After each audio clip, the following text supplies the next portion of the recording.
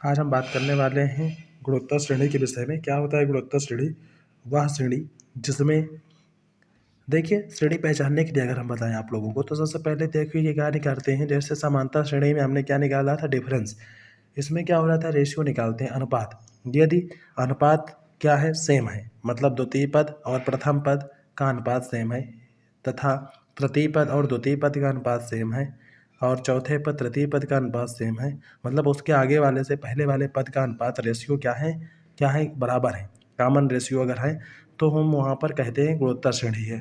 इस प्रकार क्या है? जैसे 2 4 8 लिखा हुआ है श्रेणी 2 4 8 16 32। इसमें पहला पद 2 है, दूसरा पद 4 है, तीसरा पद 8 है।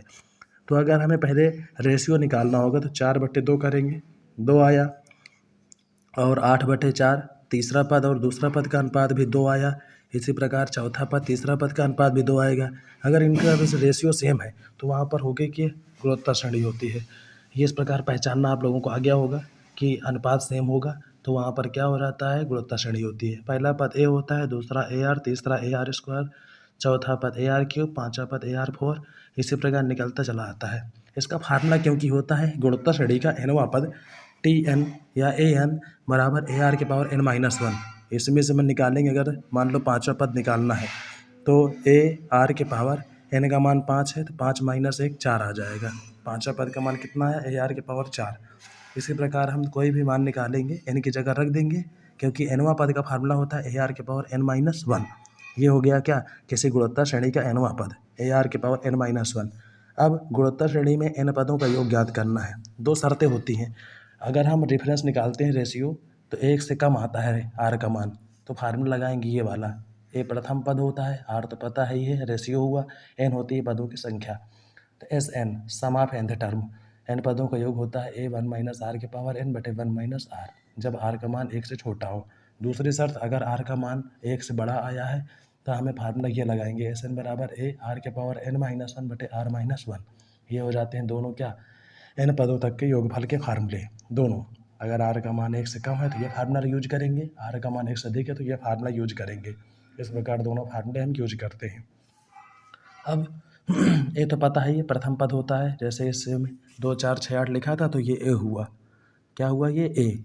और आर तो पता ही हो गया रेशियो, और एन क्या है? पदों की संख्या। अनंत पदों के योगफल ज्ञात करने के लिए फार्मूला हम ये लगाएंगे, a/1 - आर। ए तो पता है, ये आपको बार बार बताया गया है, प्रथम पद है। आर होता है क्या? रेशियो, सर्वांतर जो होता है, अनुपात जो आता है, सर्वानुपात इसमें हो जाएगा। इस प्रकार गुणोत्तर माध्य ज्ञात करना है अगर, तो जी स्क्वायर बराबर ए बी, ये फार्मूला होता है। गुणोत्तर माध्य बराबर होता है किन्हीं दो संख्या का गुणोत्तर माध्य। मान लो हमें निकालना है 8 और 8, दो नंबर हैं, इनके बीच का गुणोत्तर माध्य क्या आएगा? माध्य। जी स्क्वायर बराबर 64 आएगा, जी बराबर 8 आ जाएगा। समांतर श्रेणी के लिए क्या था? ये वाला पता होना चाहिए आपको, a+b/2। ये आता है समांतर श्रेणी, और ये होता है गुणोत्तर श्रेणी का जी स्क्वायर बराबर ए बी। दो संख्या अगर ए और बी हों, ठीक है, गुणोत्तर माध्य निकाल सकते हैं आप। दो संख्याओं के बीच गुणोत्तर माध्य निकालना है तो क्या रखेंगे? ए और बी की जगह दोनों संख्या रख देंगे और स्क्वायर रूट निकाल लेंगे तो गुणोत्तर माध्य निकल आएगा। अगला है एन गुणोत्तर माध्य ज्ञात करने के लिए फार्मूला भी होता है, ये लिखा है जी एम बराबर a/b/1/n-1।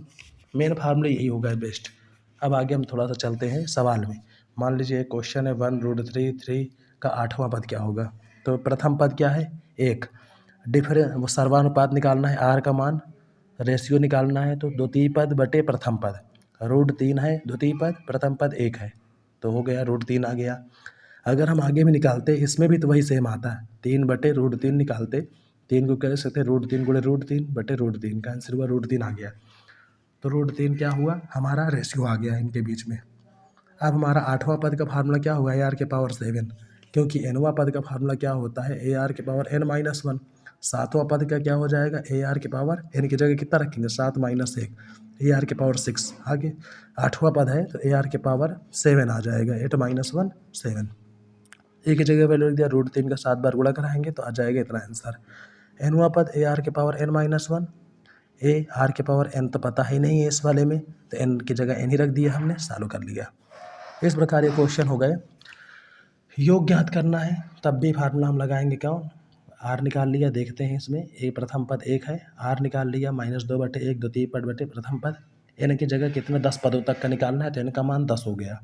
और फार्मूला रख दिया क्या, आर का मान -2 1 से कम आया है, तो फार्मूला हम कौन सा लगाएंगे, 1 से कम वाला। ये फार्मूला 1 से कम वाला लगा दिया, वैल्यू रख दिया और वैल्यू निकाल लिया, सॉल्व कर लिया।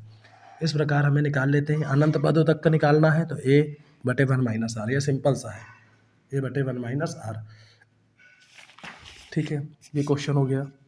अच्छा है, इस प्रकार हम जीपी के सवाल सॉल्व कर लेते हैं, ज़्यादा कठिन नहीं है, हमें बस फार्मूले पर फोकस रखना है। जीपी के कुछ फार्मूले हमने बता दे रहे हैं, ये फार्मूले सब इकट्ठा लिखे हुए हैं जो हमें याद रखना है बिल्कुल हमेशा, ये जीपी की होती हैं।